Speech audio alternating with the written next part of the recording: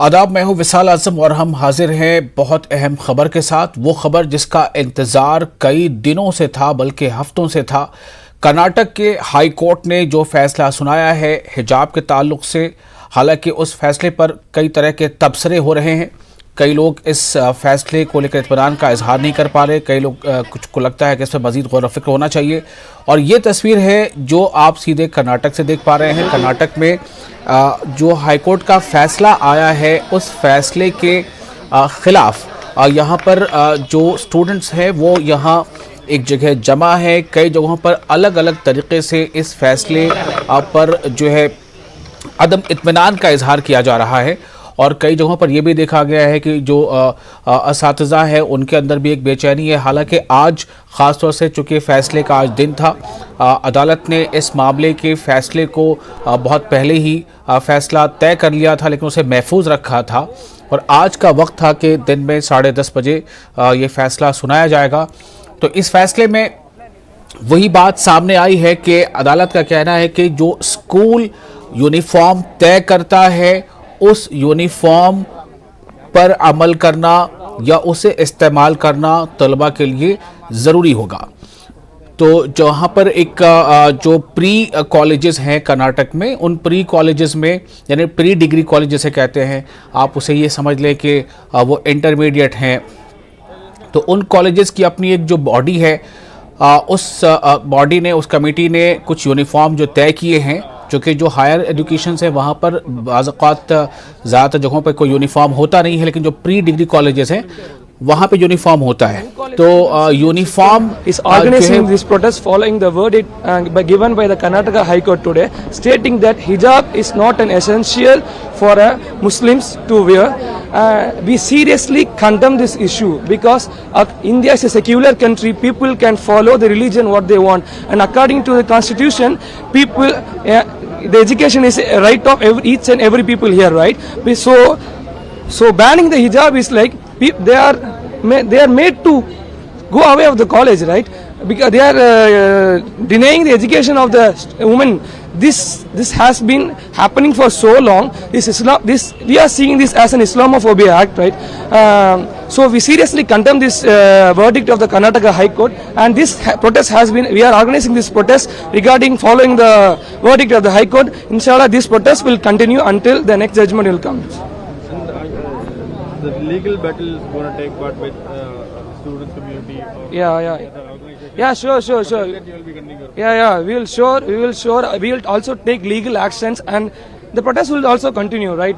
Because we are denied our basic rights. This is our country. How can you deny? How can you say what? How can you decide what I have to wear, what I have to eat? This is not just a hijab issue. This is a big thing. Everyone knows. We will protest for this, and we will. I am quoting from Sharjil Imam. He said that accept my existence or accept my resistance. We are doing this. This is our right. We will also protest for this. Your name? Hamid Ahmed. I am Students Union of the New College. Thank you so much. So accept my acceptance and accept my existence. तो जैसा मैं पहले आपको बता रहा था कि Karnataka high court के इस फैसले के ऐलान से पहले वहाँ के वज़ीर आला ने वज़ीर दाखिला से मुलाकात की और इस पर गौर व ख़ौज़ किया। और उसके बाद आज पूरे कर्नाटक में तमाम स्कूल कॉलेजेस बंद रखे गए हैं और बेंगलुरु में ख़ास तौर से पुलिस को अलर्ट रखा गया था। हालांकि ये मामला सीधे तौर से पढ़ाई से जुड़ा है। पढ़ाई को लेकर, तालीम को लेकर इस तरह के हालात के पुलिस को डिप्यूट करना पड़ रहा है। किसे रोकने के लिए? तलबा को रोकने के लिए। किस बात के लिए? कि तलबा एहतजाज ना करना शुरू कर दें। क्यों एहतजाज कर सकते हैं तलबा? इसलिए कि उन्हें सर के ऊपर कपड़ा रखकर स्कूल जाने से मना किया जा रहा है। भाई, आप जिसे हिजाब कहा जा रहा है उसी को दूसरे अल्फाज में घूंघट कहा जा सकता है, उसी को दूसरे अल्फाज में स्कार्फ कहा जा सकता है, उसी को दूसरे अल्फाज में दुपट्टा कहा जा सकता है, उसी को दूसरे अल्फाज में कई और तशबीह दी जा सकती है। ये तय किया जाना स्कूल की तरफ से ज़रूरी था। और क्या स्कूल ने यह तय किया था कि अगर जो यूनिफॉर्म जो तलबा पहनकर जा रहे हैं, क्या उसी यूनिफॉर्म के डिज़ाइन या कलर का वो कपड़ा वो इस्तेमाल कर सकते हैं दुपट्टे के तौर पे या सर को कवर करने के लिए स्कार्फ के तौर पे। लेकिन सीधे तौर पर अगर ऐसी कोई बात यूं कह दी जाए कि इस्लाम में हिजाब जो है वो लाजमी जुज नहीं है, तो इस पर मुख्तलिफ आरा सामने आ रही हैं। और जैसा अभी हमने एक तालिब इल्म को सुना, वो ये कह रहा था कि भारत के आईन ने हमें इस बात की इजाज़त दी है कि हम अपने मजहबी अकीदे के मुताबिक अमल कर सकें। लेकिन Firstly, this wasn't really expected because we were expecting justice from the High Court and we got the judgment but not the justice. So this was really unexpected and we do not welcome this decision, the verdict, and we still have a lot of ways to go, the legal ways to go. We might go to the Supreme Court to get our justice, and also when considering the verdict, they haven't considered the our constitutional, our fundamental constitution rights. They have interpreted the Quran and the Hadith, but the scholars, Islamic scholars, are supposed to interpret our Quran and Hadith. When we look at some other courts like the Maharashtra and Kerala court regarding the hijab issue, they have considered the Quran, the Hadith, and also the constitutional rights, and they have given the verdict in favor of hijab. So when you look at the Karnataka High Court verdict, it hasn't considered the fundamental rights. It hasn't considered the as it says, it is not an essential part of Islam, which is not right.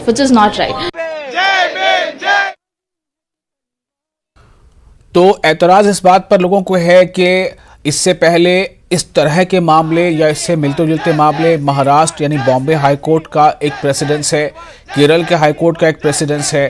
तो क्या इस फैसले को लेने से पहले उस तरह से कुरान या हदीस या उसके जो स्कॉलर्स हैं जो कुरान और हदीस की बातों को उसके बैकग्राउंड के साथ चीज़ जो उसकी तशरीह को समझते हैं, जानते हैं, क्या उनसे कंसल्ट किया गया या नहीं किया गया, ये सवालात तलबा उठा रहे हैं। और तलबा का ये कहना है कि हम अगर हिजाब पहनना चाहते हैं, और हिजाब का मतलब सिर्फ यही है कि सर को ढकना, सर के बालों को ढकना, तो इसमें दिक्कत क्या है? ये तो हमें कॉन्स्टिट्यूशन से राइट मिला हुआ है। ये तलबा का कहना है कि ये हमारा कॉन्स्टिट्यूशनल राइट है, ये हमारा आइन या संविधान के जरिए से हासिल ये हक है। तो इस हक को सीधे तौर पर ये कैसे कहा जा सकता है कि इस्लाम में हिजाब लाजमी जुज नहीं है?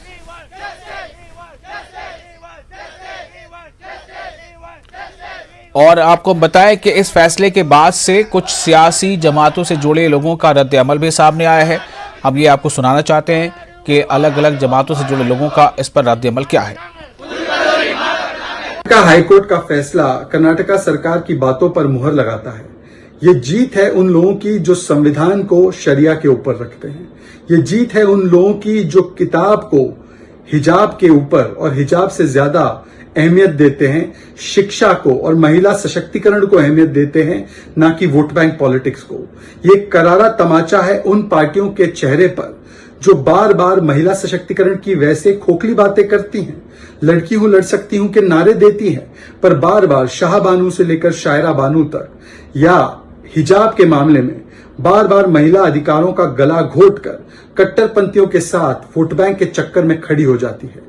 आज ये भी साबित हो चुका है कि हिजाब केवल एक बहाना था, वोट बैंक को भड़काना था, क्योंकि यूपी चुनाव पर निशाना था। आपने देखा होगा किस प्रकार से उत्तर प्रदेश के चुनाव के दौरान इस पूरे मामले को राजनीति का मुद्दा बनाने के लिए और राष्ट्रीय मुद्दा बनाने के लिए कांग्रेस के नेता कोर्ट तक चले गए, सुप्रीम कोर्ट तक चले गए। हाईकोर्ट का वर्डिक्ट है, उसको हम लोग रेस्पेक्ट देते हैं। सेम टाइम में हमें जो ऑप्शन है सुप्रीम कोर्ट को जाके जो अपील करने का, जो कॉन्स्टिट्यूशन दिया है, वो जो राइट्स हमें पूरा क्लेम करने का, उसको उस पर हम भरोसा रखते हैं। और सुप्रीम कोर्ट को अपील भी जाने वाले हैं स्टूडेंट्स, और उनके सपोर्ट में उडुपी जिला मुस्लिम हम जो भी काम करेंगे यहाँ के जो लीगल फ्रेमवर्क है, यहाँ के कॉन्स्टिट्यूशन का जो बाउंड्रीज है, उसके अंदर ही रख के करेंगे। और इसके लिए हम लोग सब लोगों का, सारे not only Muslims, all the community of the society, उनसे हम लोग कॉपरेशन का भी हम लोग अपील कर रहे हैं। एक चीज एसेंशियल राइट्स है या नहीं वो सेकेंडरी है, फर्स्ट क्या है हमारा कॉन्स्टिट्यूशन राइट है, वो हम लोग उसको क्लेम करेंगे कोर्ट में जाके डेफिनेटली। इस्लामिक एसेंशियल राइट्स को हम लोग करने के हमने कॉन्स्टिट्यूशन दिया है, इस्लाम को प्रोटेक्ट करता है यहाँ के कॉन्स्टिट्यूशन, इसलिए हम लोग कॉन्स्टिट्यूशनल राइट को हम लोग क्लाइम करते हैं। No, how can there be such a verdict? Internationally, it is considered to be an essential part of a faith. I don't know how this verdict is given by the Honorable Court. That will have to be examined by legal experts and taken up in some other upper court, Supreme Court. Approaching the Supreme Court, so will the IUML be a party to it? We will have to consider that. We will have to consider that. It is part of a religious faith. Internationally, it is considered to be part of a religious faith. You are also a practicing Muslim. No, it is up to individual. It is up to individuals. Some people will consider it to be very essential. देखिए, हिजाब को लेकर जो हारा हंगामा था वो शुद्ध रूप से साजिशों और षड्यंत्रों से भरा हुआ था। हिजाब को लेकर के जो हारा हंगामा था वो किस तरह से मुस्लिम लड़कियों को फॉर्मल एजुकेशन से बाहर किया जाए और उनको तालिबानी सोच के साथ उस जगह झोंक दिया जाए जहां पर कि फॉर्मल एजुकेशन ना मिल पाए। और इसलिए जो है वो आप अगर देखें तो डिसिप्लिन का, अपने इंस्टीट्यूशंस के डिसिप्लिन होते हैं, ड्रेस कोड होते हैं, डेकोरम होते हैं, उसको सभी लोग किसी भी धर्म के हों, किसी भी जाति के हों, किसी भी क्षेत्र के हों, सब मानते हैं। उस पर तो कोई प्रतिबंध है नहीं। हिजाब पर कोई यहाँ पर हिंदुस्तान में प्रतिबंध नहीं है, बैन नहीं है। आप सड़क पे, आप मार्केट में, आप अन्य जगहों पे, जहाँ पर घर पे, जहाँ पर भी चाहिए आप हिजाब पहनिए। लेकिन जो हिजाब को लेकर के एक हॉरर हंगामा था, एक षड्यंत्र और साजिशों से भरी जिद थी, वो एक्सपोज हो रही है। और मैं मानता हूँ कि जो कोर्ट ने डिसीजन किया है वो बिल्कुल हिंदुस्तान के कॉन्स्टिट्यूशन के हिसाब से, हिंदुस्तान और समाज के, जहाँ संविधान के हिसाब से वहाँ समाज के हिसाब से भी ये बिल्कुल उपयुक्त है। I welcome the judgment of the Karnataka High Court. It is a very important step towards strengthening the educational opportunities and rights of girl children, especially those belonging to the Muslim community. A section of the society was trying to deprive Muslim girls from embracing education and modernity. This step, this judgment of the High Court, however, is going to further strengthen the opportunities, rights of the girl children to access education with all equality, and I therefore welcome this judgment of the Karnataka High Court. साथियों, मुझे अफसोस के साथ कहना पड़ता है कि आज इस मुल्क में सिर्फ और सिर्फ मजहब को लाकर, मंदिर मस्जिद को लाकर कहीं न कहीं सियासत हो रही है। अब आज कर्नाटक कोर्ट का फैसला आया है और मोहतरम जज साहब ने कहा कि पर्दा, हिजाब इस्लाम का हिस्सा नहीं है। मैं देख रहा हूं कि सूरह नूर, सूरह अहज़ाब में, सूरह नूर के 24 नंबर आयत नंबर 30, उसमें कहा गया है कि ऐ ईमान वालों, अपनी नजरें नीचे रखो। ईमान वाली औरतों के लिए नीची नजरें रखना है, अपनी जीनत को जाहिर मत करो। कहा गया है, इस्लाम में कहा गया है, अल्लाह ने फरमाया कि ऐ नबी, अपनी बेटियों से, औरतों से कह दीजिए कि अपने ऊपर सर से पैर तक चादर ढांप कर रखें। उसके बाद अगर ये कहा जाए कि इस्लाम का हिस्सा नहीं, मैं समझता हूं कि हम स्कूल के यूनिफॉर्म का पूरा आदर और सम्मान करते हैं, लेकिन मैं पूछूं कि हमारे सिख भाइयों को पगड़ी पहनना जरूरी है, उनके मजहब का हिस्सा है। क्या वो स्कूल में आए और उनको कहा जाए कि यूनिफॉर्म में पगड़ी नहीं है, तो क्या उनकी पगड़ी उतारी जाएगी? बिल्कुल नहीं। मजहब एक जरूरी चीज है। सरकारें आती जाती रहती हैं, संविधान में बदलाव होता रहता है, अमेंडमेंट होता रहता है। हम असेंबली में बैठते हैं, पार्लियामेंट में बैठते हैं, हमेशा अमेंडमेंट आता है संविधान के अंदर। लेकिन मजहब का जो संविधान है ना, चाहे हिंदू का या मुसलमान का हो, एक बार लिखा गया है वो। मैं इस जजमेंट को बिल्कुल मानने को तैयार नहीं हूं। अदालत ऊपर की भी है, ऊपर की अदालत में जाएंगे, लेकिन इस मुल्क में रहने का सबको हक है और अपने अपने मजहब पर चलने का हक है, ये संविधान में है। आज जो डेवलपमेंट की बात नहीं हो रही है, मुसलमानों को नौकरियों से बाहर किया गया है, उनके पास काम नहीं है, उनको रिजर्वेशन नहीं मिल रहा है, उनको एडमिशन नहीं मिल रहा है, उनके एरिया में स्कूल नहीं है, उनको नौकरी नहीं है, अस्पताल नहीं है, इस पे बहस नहीं हो रही है। इस पे कोई कोर्ट ये फैसला नहीं कर रहा है कि नहीं भाई, इतनी आबादी जहां मुसलमानों की है, जहां दबे कुचले मुसलमान हैं, इस देश के अंदर सच्चर कमेटी, इस देश के अंदर जो है मिश्रा कमेटी, रहमान कमेटी, बहुत सारी कमेटियों ने कहा है कि मुसलमानों की हालत दलितों से भी ज्यादा खराब है। अगर कोई कोर्ट ये फैसला कर देता कि इन रिपोर्टों को लागू करो, क्योंकि इन रिपोर्टों को की इंक्वायरी करने वाले जजेस हैं, सुप्रीम कोर्ट के जजेस हैं, उससे फैसला नहीं हो रहा है। एक शायर ने कहा है कि इंसाफ जालिमों की हिमायत में जाएगा, ये हाल है तो कौन अदालत में जाएगा। तो इस कर्नाटक हाईकोर्ट के फैसले पर अलग अलग तरह से इस पर तबसरे किए जा रहे हैं। कुछ सीधे तौर पर इस बात पर सवाल उठा रहे हैं कि अदालत ने ये जो रिमार्क्स दिया है कि हिजाब इस्लाम का लाजमी जुज़ नहीं है, ये किस बुनियाद पर कहा गया।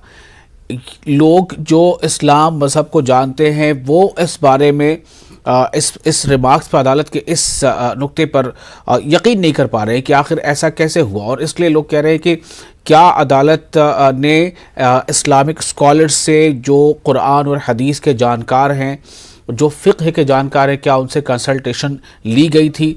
दूसरी एक बात ये भी है कि यूनिफॉर्म किसके लिए है। यूनिफॉर्म तलबा के लिए है। तलबा स्कूल जाते हैं, वहाँ तालीम हासिल करते हैं, तो तालीम का हुसूल असल अगर ये है तो एक ऐसे मुल्क में जहाँ पर हज़ार तरह के का कल्चर है, कई तरह के ज़बानें हैं, कई तरह के मज़ाहिब हैं, अक़ीदे हैं, तो ऐसे मुल्क में सबके अक़ीदे अलग अलग हैं। तो क्या इसमें अगर कोई स्टूडेंट ये चाहता है कि वो स्कूल या कॉलेज के कैंपस में दाखिल हो और जब वो दाखिल हो उसके सर के ऊपर कपड़े का एक टुकड़ा हो या हिजाब हो या उसने अपने बालों को ढक रखा हो, तो क्या उसे इसकी इजाज़त नहीं दी जाएगी। और अब सवाल इस बात को लेकर भी है कि अगर ऐसा ही हाल है तो फिर बहुत सारे ऐसे अलग अलग कम्युनिटीज़ हैं जिनके अक़ीदे हैं। मिसाल के तौर पर जो बातें यहाँ की जा रही हैं कि जो हमारे सिख जो कम्युनिटी है उनके बच्चे वो अपने सरों पर पगड़ी बांधते हैं या एक ख़ास तरह का रुमाल बांधते हैं, तो उनके लिए कितना ये मुश्किल होगा या आसान होगा। क्या उन्हें भी ये कहा जाएगा कि आप जो है वो इसे ना पहने और यूनिफॉर्म ही सिर्फ पहने। तो कर्नाटक हाई कोर्ट ने जो तमाम पिटीशन को प्रतिबंध वाली डिसमिस किया है उसका हम वेलकम करते हैं और हम लोगों को ये उम्मीद थी कि हमेशा जो अदलिया होती है, जो कोर्ट्स होती हैं, वो संविधान के ही पैनल पे काम करते हैं और ये एक बहुत बड़ा फ़ैसला है उन तमाम लोगों के लिए जो हिजाब को लेकर एक फितनो फसाद का माहौल, सांप्रदायिकता फैलाने की कोशिश कर रहे थे। और जहाँ तक इस्लामिक पॉइंट ऑफ व्यू से है तो इस्लाम में हिजाब इस्लामी को कुरान में बयान किया गया है और हदीस में, बहुत सारी हदीस में भी इसको बहुत वाज़े तौर पे बयान किया गया है कि इस हिजाब जो है इस्लाम का पार्ट है। हालांकि कर्नाटक गवर्नमेंट ने कहा था कि इस्लाम का ये हिस्सा नहीं है, उनको गलत इन्फॉर्मेशन है। हिजाब इस्लामी ये इस्लाम का पार्ट है, इससे कहीं से कोई कॉम्प्रोमाइज़ नहीं हो सकता है। मैं कोर्ट के फैसले को बहुत सराहनीय समझता हूं और हिंदुस्तान का जो मुसलमान है हमेशा उसको अदलिया पर, कोर्ट पर, न्यायालय पर भरोसा रहा है। इस पर भी भरोसा था कि ये जो है किसी समुदाय के हिसाब से नहीं बल्कि जो आर्टिकल 21 है जिसमें लिबर्टी और लाइफ और जीवन को गुजारने का जो एक अधिकार दिया गया उसके मुताबिक फैसला आएगा। अभी तो वर्डिक्ट को, जजमेंट को देखना पड़ेगा कि किस ग्राउंड पे उन्होंने एप्लीकेशन को डिसमिस किया है। और हमारा मानना तो यही है कि हर धर्म के लोगों को जो उनकी धार्मिक चीज़ें हैं उसकी परमिशन उनको मिलनी चाहिए, क्योंकि उसमें हमारा संविधान भी इजाज़त देता है, हमारे फंडामेंटल राइट्स हैं और हमारा मज़हब का हुक्म है।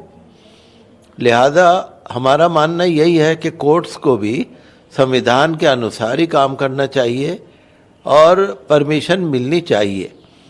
अब कोर्ट ने जजमेंट में क्या लिखा है इसके लिए तो जो हमारे फाजिल वकील हैं वो जब तक उसके बारे में पूरी तरह से डिटेल में नहीं पढ़ेंगे तो कुछ ज़्यादा कहना मुश्किल है। ये पर्सनली लगता है कि देखिए हिजाब जो है स्पेशली वो मुस्लिम रिलीजन में बहुत पहले से प्रचलन में है, वो आज का नहीं है। और अगर गर्ल्स उसको पहन के प्रोटेक्टेड फील करती हैं तो उनको कॉलेज में आने के लिए हिजाब पहनने के लिए छूट मिलनी चाहिए, क्योंकि देखिए एक तरफ से तो हमारी सरकार जो है सेक्युलर गवर्नमेंट है, हमारी प्रजातंत्र है और यहाँ पे प्रजा ही परमेश्वर है। तो एक तरह से तो कई जगह जैसे सिखों को सिख कम्युनिटी को वो लोग किरपान रखते हैं, जो उनके 5 पवित्र जो उनके पहनावे में एक अंग है उनका, तो उसको एयरलाइन में उन लोगों ने अब अलाउ कर दिया है। और अब ब्राह्मण जो हैं वो कई बच्चे लड़के स्पेशली चोटी रखते हैं, तो वो चोटी रख के या जनेऊ धारण करते हैं। तो जनेऊ धारण करके भी आप स्कूल में जाते हो तो कहीं ना कहीं मुझे ऐसा लग रहा है पर्सनली कि ये एकदम पर्सनल चॉइस होना चाहिए। लड़कियां अगर हिजाब पहन के अपने आप को प्रोटेक्टेड फील करती हैं, देखिए गर्ल्स के खिलाफ आप देखते हो कि महिलाओं के खिलाफ कितना उत्पीड़न और रेप और इस तरह की केसेस होते हैं, और उनको लगता है कि अगर हिजाब पहनने से हम प्रोटेक्टेड रहेंगे तो मुझे लग रहा है पर्सनली कि उनको अलाउ करना चाहिए।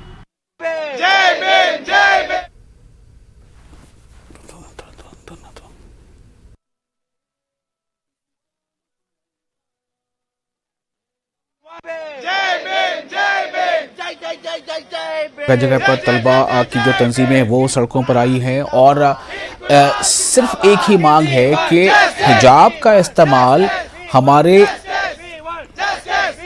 शरीयत का हिस्सा है और हिजाब का इस्तेमाल हमें करने से कोई कैसे मना कर सकता है, क्योंकि ये कुरान के ऐन मुताबिक है।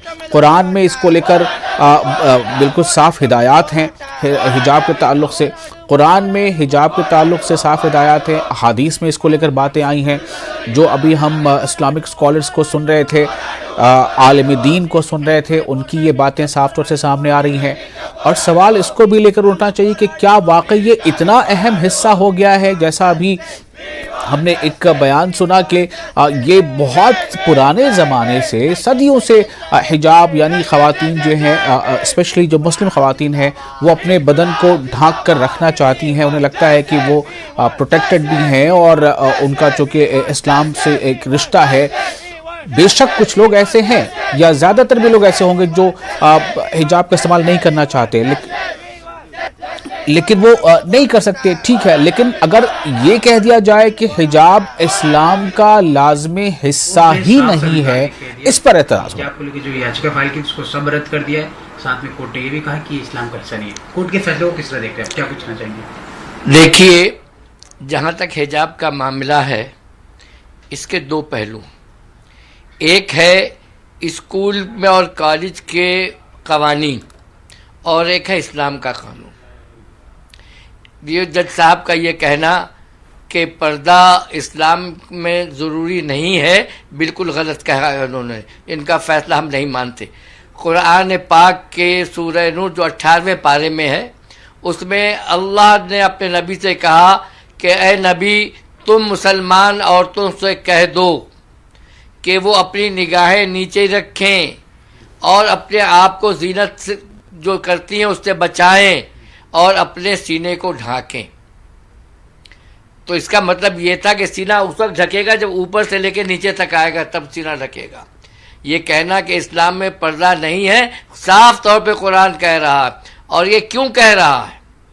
इस्लाम ने औरत और मर्द को किसी गलत काम से बचाने के लिए पर्दा लाजमी करार दिया है। एक औरत और एक मर्द, पहले उनका आपस में देखना होता है चेहरे का, पहले आँख पर मामला आता है, उसके बाद दिल में पहुंचता है, और दिल में पहुंचने के बाद फिर उसमें गलत किस्म के ख्यालात आते हैं और इंसानी जिस्म के दूसरों हिस्से तक पहुंचता है। तो पहले हिस्से ही को रोक दिया, पाबंदी लगाई कि आप पर्दा करें, एक मर्द और मुसलमान औरत और मर्द आपस में पर्दा करें, ताकि वो कनेक्शन ही नहीं जुड़ने पाए, जिससे आगे चल के गुनाह की तरफ राग़िब हों। तो हम ये कहते हैं कि इस्लाम में पर्दे का हुक्म है। हर मर्द और औरत को, मर्दों से कहा गया कि तुम अपनी निगाहें नीची रखो, यानी तुम इधर उधर ताको मत कि कौन जा रहा है कौन आ रहा है, बल्कि नीचे देख करके रास्ते में चलो।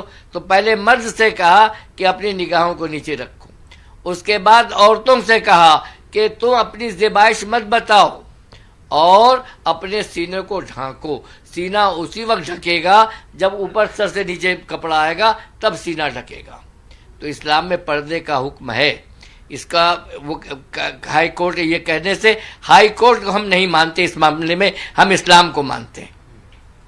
इस्लाम ने कहा कि पर्दा करना है औरतों को, मुसलमान औरतों को, और मुसलमान मर्दों को भी पर्दा करना है कि वो गैर महरम औरतों को ना देखें। तो हम उसको मानते हैं। रह गया इस कॉलेजेस में, कॉलेज को स्कूल उसमें हम ये कहेंगे कि अगर आप पर पाबंदी है तो मुसलमान या तो उस स्कूल में अपने बच्चों को ना भेजें, लेकिन आप इस कॉलेजेस के पाबंदियों को ना माने। हम आपको कहेंगे कि आप अपने बच्चों को उन कॉलेजों में ना भेजें जहां पर उनको बेपर्दगी सिखाई जा रही हो। आप अपने कॉलेजेस शुरू करें। अब मुसलमान कौम, उसके पास बहुत पैसा है, अल्लाह का शुक्र है, वो आज अपनी दीनी तालीम के लिए बड़े से बड़े मदरसे चला रहे हैं। एक पैसा हम हुकूमत से नहीं लेते, और अपने बच्चों को किताबें भी देते हैं, खाना भी देते हैं, कपड़ा भी देते हैं। सर, आपका ये कहना मान के चले कि आप जो कह रहे हैं स्कूल को लेके, मुसलमान उन स्कूल में ना भेजे जहाँ पे मुसलमान जो हिजाब पहन के आते हैं, उन स्कूल में ना भेजा जाए जहाँ पे इसकी रोक है, ये कह सकते हैं जी? आपका ये कहना है कि उन स्कूलों में मुसलमान अपने बच्चों को ना भेजे जहाँ पे हिजाब पहने। वेलकम किया, आज आप क्यों उसको खिलाफ कर रहे हैं? तो इसीलिए हर एतबार से ये संविधान के जो हमने आपसे कहा, right to culture, freedom of religion, freedom of expression, freedom of conscience, और आर्टिकल 15 का ये वायलेशन होता है। और संविधान का प्रियम्बल जो है ना, प्रियम्बल बड़ा इंपॉर्टेंट है। प्रियम्बल क्या कहता है कि liberty of thought, expression, belief, faith and worship. तो ये सब चीजें इसलिए उम्मीद करते हैं कि सुप्रीम कोर्ट में इसको अपील किया जाए। हमारे एक MIM पार्टी के नेता हैं जो कर्नाटका के, उन्होंने भी पिटिशनर हैं, हमारी उनसे बात होगी, हम उनसे भी कहेंगे सुप्रीम कोर्ट में अपील करें। और इसका एक और जो नेगेटिव इम्पैक्ट होगा, आप देखेंगे कि मुस्लिम महिलाओं पर टारगेटिंग होगी उनकी जगह जगह पर। अरे भाई, अगर कोई स्कूल को जाकर पहन रहा है, क्या उसमें बुराई है? इंग्लैंड में क्रिश्चियन स्कूल्स में, इंग्लैंड में उनके स्कूल में अलाउड है कि आप वही ड्रेस यूनिफॉर्म पहने और वही ड्रेस का कलर का हिजाब भी पहने। तो ये चीज है। आपको नहीं ऐसा लगता है कि स्कूल के बने हुए नियम उन बच्चों के भविष्य के लिए अच्छा होता है? बने हुए नियम किस लिए होंगे? आप सिर्फ मुझे ही कह रहे हैं हिजाब मत पहनो? कौन से नियम? और अगर आप बोल रहे हैं कि यूनिफॉर्म पहनने से, हम यही तो कह रहे हैं, आप पहले तो आप आर्टिकल 15 का वायलेशन हो रहा है, जो डिस्क्रिमिनेशन नहीं कर सकती आप रिलीजन के नाम पर। और यूनिफॉर्म में पहनूंगा तो क्या जात नहीं मालूम होगी, कास्ट नहीं मालूम होगी, गरीब अमीर का बेटा या बेटी है नहीं मालूम होगा? और अगर यूनिफॉर्म है तो यूनिफॉर्म के लिहाज से हिजाब पहनेंगे, तो दूसरों का एसेंशियल प्रैक्टिस अलाउ करेंगे, मेरा एसेंशियल प्रैक्टिस अलाउ नहीं करेंगे। आप क्यों नहीं अलाउ करेंगे? मेरे लिए एसेंशियल है वो। और आप ये कह रहे हैं कि या तो तुम पढ़ो या तुम हिजाब छोड़ो। अरे भैया, कैसे होगा? संविधान में मुझे इजाजत है कि मैं फ्रीडम ऑफ कॉन्शियंस के तहत अपना हिजाब भी पहनूं और शिक्षा भी हासिल करूं, इससे देश मजबूत होगा। लेकिन सरकार में मंत्री ये आरोप लगा रहे हैं कि मुस्लिम समुदाय के लोग अपने बच्चे और बेटियों को पढ़ाना नहीं चाहते हैं। बकवास है, बकवास है, झूठ बोल रहे हैं।